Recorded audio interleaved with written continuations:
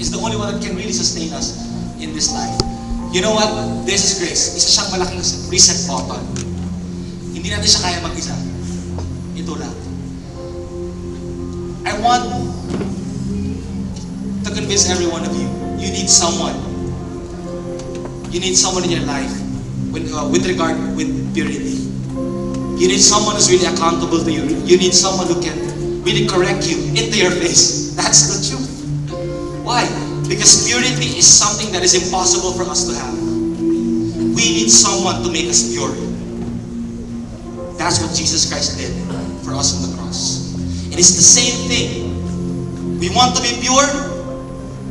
What you have to do is to look for people who can really say to you something. Brother, mali ang ginagawa mo. Brother, there's something wrong with what you're doing.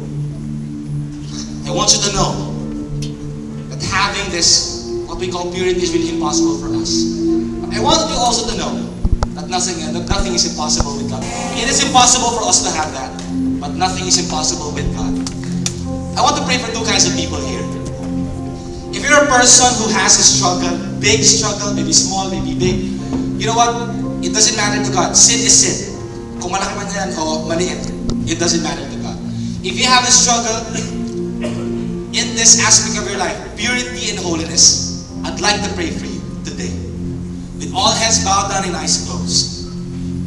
We're not going to raise our hands. We're not going to put you to shame. But I want you to be right with God tonight. Confess your sins to God tonight. Why? Because that is the only way for us to turn away from sin, repentance, and turn again to God. If you're that person, you know who you are. Pray this prayer with me. If you're really serious about this one, you want to live your life for God, pray this prayer with me now. Let's pray. Lord, say it out loud. Lord, thank you for the forgiveness of my sins. Thank you for the grace that is always available for us.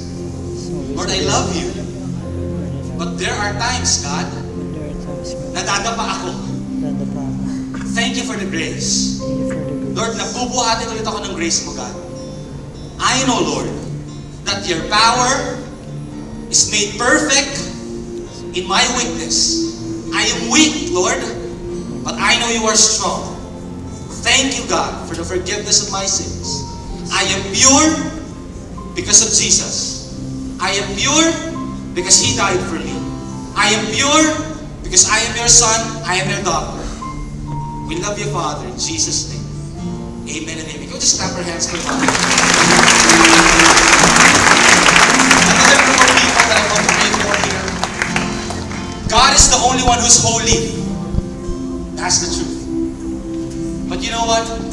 The only way for us to be holy is for us to receive someone who's holy in our lives.